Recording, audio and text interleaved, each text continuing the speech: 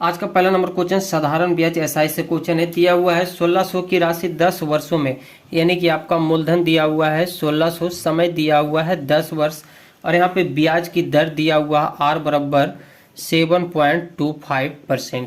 तो साधारण ब्याज आपसे पूछा गया है, बहुत ही सिंपल है। फॉर्मूला होता है PRT बटा 100, मान पुट कर दीजिए आप। दोस्तों ये रेलवे का जो प्रीवियस एग्जाम जो हुआ था ग्रुप डी का 2018 में, उसी का ये फर्स्ट शिफ्ट का क्वेश्चन है।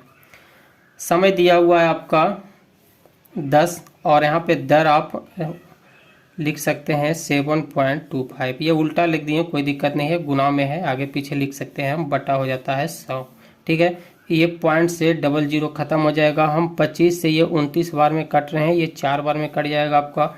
4 से 16 4 बार में कट जाता है। जब इसे गुना कीजिएगा तो आपका आंसर हो जाएगा 1160। अगला नंबर प्रश्न है, एक ही जन्म तिथि वाले 7 बच्चों का जन्म 7 क्रमिक वर्षों में हुआ था। सबसे बड़े 3 बच्चों की आयु का योग 78 वर्ष है, तो सबसे छोटे 3 बच्चों की आयु का योग क्या होगा। एक ही जन्म तिथि वाले, यानी कि वर्ष अलग है लेकिन दिन जो है सातों का जन्म का वो एक ही दिन है। ठीक है, तो ये यहाँ पे कुछ नहीं दिया हुआ था। हम मान लेते हैं कि पहला का यक्स है, दूसरा का यक्स प्लस 1 हो जाएगा, यक्स प्लस 2, ये हो जाएगा आपका 3, यक्स प्लस 4, यक्स प्लस 5 और यक्स प्लस ये आपका ये 6 हो गया। 7 क्रमिक वर्ष हो गए हैं, 1 2 3 4 5 6, ये 7 हो गए। अब कह रहा है कि सबसे बड़े 3 बच्चों की आयु का योग, तो सबसे बड़ा यहाँ पे क्या हो जाएगा, x plus 4, x plus 5, x plus 6 हो जाएगा सबसे बड़ा। तो 3 बच्चों को हम यही ले लेते हैं बड़ा में, तो ये हो जाएगा आपका यक्स प्लस 4 प्लस योग बोल रहा है तो जुट जाएगा यक्स प्लस 5 और ये हो जाएगा 6 बराबर 78 है। यक्स यक्स ऐड हो जाएगा तो 3 बराबर 3 प्लस हो जाएगा 6 4 10, ये 15 बटा 78। यहाँ से यक्स का आप मान निकाल देंगे तो यक्स का मान हो जाएगा आपका, जब ये प्लस के साथ 78 की तरफ आएगा 15, तो ये हो जाएगा 63/3, ये 21 बार में पूरी तरह से कट जाता है। यक्स का मान आ गया यहाँ पे 21। अब बोला गया कि सबसे छोटे 3 बच्चों की आयु क्या होगा, तो सबसे छोटे यहाँ पे कौन है, यक्स है, यक्स प्लस 1 और यक्स प्लस 2 सबसे छोटा है। तो यहाँ पे मान पुट कर दें आप, और तीनों का योग पूछा गया है, तो यक्स बराबर है 21, इसमें अगर आप पुट कीजिएगा तो ये हो जाएगा आपका 22 और ये हो जाएगा 23। सभी को आप ऐड करेंगे तो इसका आंसर आ जाएगा 66। निम्नलिखित भिन्नों में से किसका मान आवर्ती दशमलव में नहीं है, नहीं पूछा गया। आवर्ती दशमलव का मतलब क्या होता है कि जब किसी संख्या से भाग दीजिएगा तो वो कटेगा नहीं, बार बार रिपीट होते जाएगा, उसी को बोलते हैं आवर्ती दशमलव। जैसे आप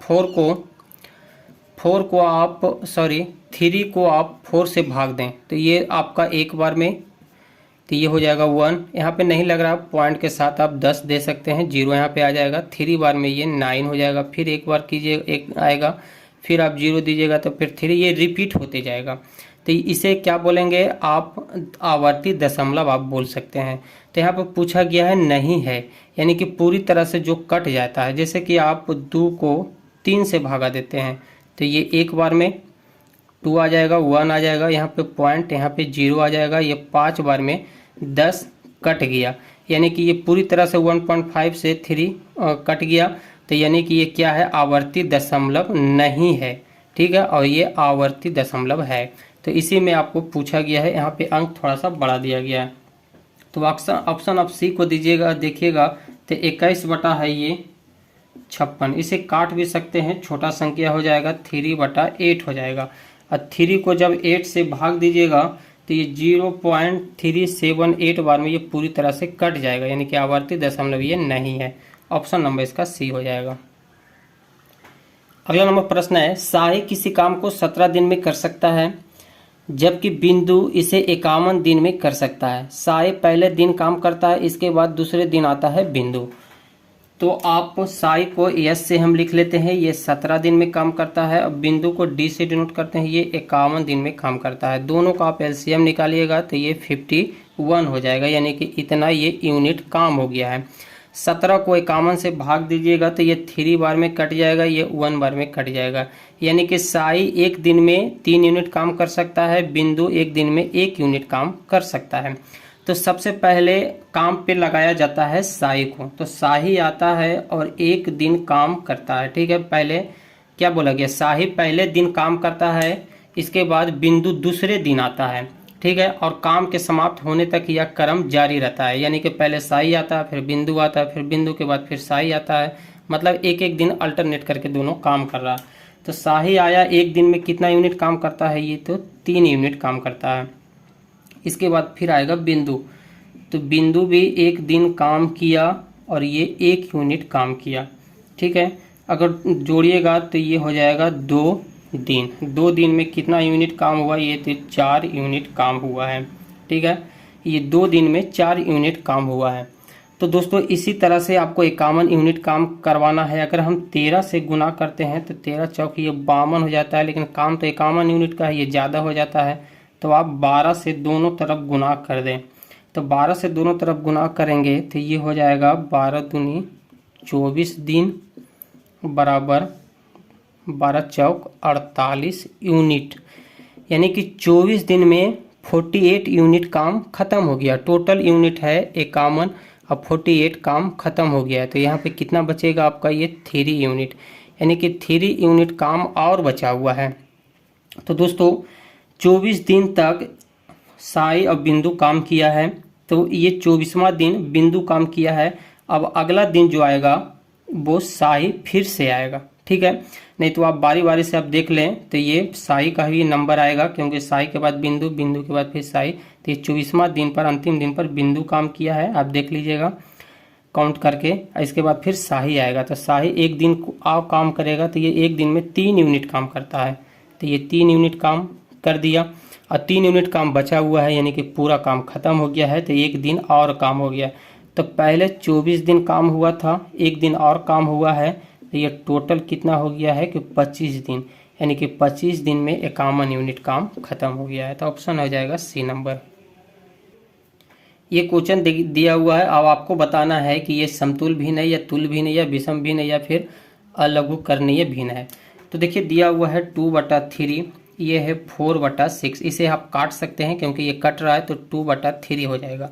इसके बाद फिर दिया हुआ है 6/9, इसे भी काट सकते हैं तो 2/3, यानी कि 2/3 और ये 2/3, यानी कि सभी हो गया है 2/3। तो क्या हो गया, ये समतुल भिन्न हो गया। ऑप्शन नंबर ए हो जाएगा। ये एज का क्वेश्चन है। बाकर और नसीमा की आयु में 8 वर्ष का अंतर है। ठीक है, यहाँ पे हम मानते हैं ये बाकर है और नसीमा को एन से डिनोट करते हैं। बाकर की आयु यक्स मान लेते हैं, तो ये हो जाएगा यक्स -8, क्योंकि 8 वर्ष का अंतर बोला गया है। अब बोला गया है 30 साल पहले, 30 साल पहले यानी कि पहले चल गया, तो ये माइनस हो जाएगा 30 माइनस यक्स -30, ये हो जाएगा यक्स -8 -30, क्योंकि पहले बोला है तो माइनस होता है, बाद में बोलता तो प्लस हो जाता। अब बोला है कि बाकर की आयु का 4 गुना, बाकर की आयु की 4 गुना नसीमा की आयु की 5 गुना के बराबर है। ये नसीमा के 5 गुना की आयु के दोनों बराबर है, इक्वल हो गया है। अब दोनों को पहले आप सॉल्व कर लिए, तो ये हो जाएगा आपका 4x - 120, ये हो जाएगा आपका, देखिए यहाँ पे घट रहा है तो आप ऐड हो रहा है तो आप ऐड कर सकते हैं, नहीं तो पहले आप गुना कर लीजिए। तो 5x 8 × 40, ये हो जाएगा 5 × 15, ये 150 हो जाएगा। ये माइनस में है 40, माइनस में है 150, इसे ऐड कर दीजिएगा तो ये हो जाएगा माइनस के साथ 190, ये हो जाएगा 5x। अब दोस्तों यक्स का मान निकालना है तो हम क्या करते हैं, 120 को इधर रहने देते हैं, अब 4x को उस तरफ ले चल जाते हैं 5x की तरफ। तो ये हो जाएगा -120, ये माइनस में है तो ये प्लस हो जाएगा 190 इज इक्वल टू 4x में से 5x में से 4x जाएगा तो यक्स हो जाएगा। और ये प्लस के साथ 90 बड़ा है, बड़ा के साथ प्लस का साइन है, तो आप जब ये घटाइएगा तो प्लस के साथ लिखा जाएगा 70, यानी कि यक्स बराबर हो गया आपका 70। तो बोला गया उनकी वर्तमान आयु का योग कितना होगा, तो वर्तमान आयु आपका बाकर का यक्स है, तो यक्स बराबर हो गया बाकर का आयु 70 हो गया, और नसीमा का आयु वर्तमान में कितना हो जाएगा, तो 70 में आप 8 घटा दें तो वो हो जाएगा वर्तमान आयु नसीमा का, यानी कि ये हो जाएगा आपका, जब घटाइएगा तो कितना आएगा 62। अब दोनों का वर्तमान आयु का योग कितना है, दोनों को आप ऐड कर दीजिए तो ये हो जाएगा 2, ये हो जाएगा 13, यानी कि दोनों की आयु का योग है वर्तमान का 132 वर्ष। धातु के एक टुकड़े का क्षेत्रफल कितना होगा जो कि समांतर चतुर्भुज के रूप में है।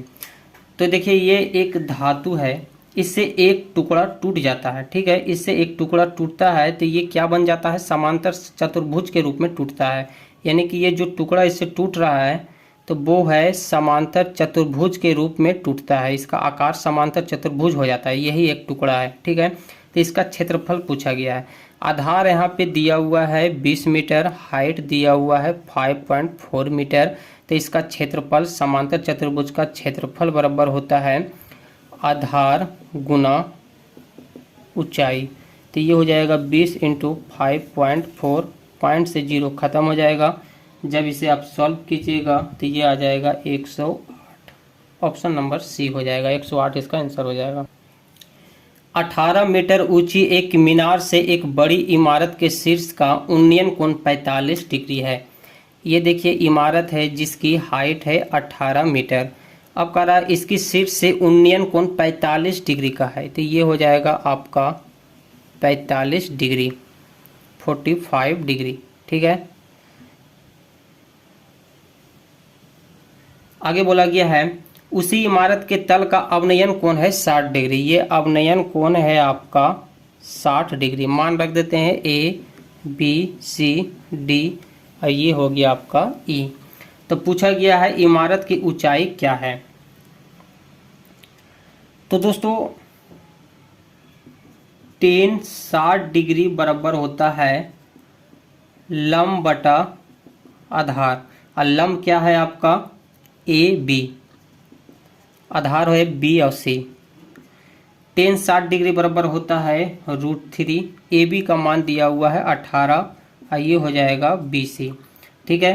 बी सी बराबर हो जाएगा, देखिए 18 को आप 3 रूट के साथ 3 × √3 × 6 भी लिख सकते हैं, क्योंकि जब ये 2 को रूट के अंदर रहता है तो टूटने के बाद एक 3 बाहर निकल जाएगा और इसे जब गुना कीजिएगा तो ये हो जाएगा 18, तो इसे आप √3 × √3 × 6 बटा √3 लिख सकते हैं। ये कट जाएगा तो क्या आ जाएगा √3/6, ये आ गया √3/6, बी का मान निकल के बी सी का मान निकल के आ गया। तो ये भी आपका क्या होगा, ये 18 है इसका हाइट, तो ये भी डी और सी का हाइट भी 18 होगा, सेम होता है, और ये हो जाएगा आपका √3 × 6 AD बराबर। अब आगे बोला गया है 45 डिग्री का आपको मान निकालना है। देखिए 45 डिग्री का मान आपको इसलिए निकालना है क्योंकि देखिए ये है आपका मीनार और ये है आपका इमारत, तो इसका हाइट पूछा गया, तो यहाँ तक का तो 18 मालूम है, ये आपको नहीं मालूम है, तो ये निकालने के लिए पूरा प्रोसेस हो रहा है। तो tan 45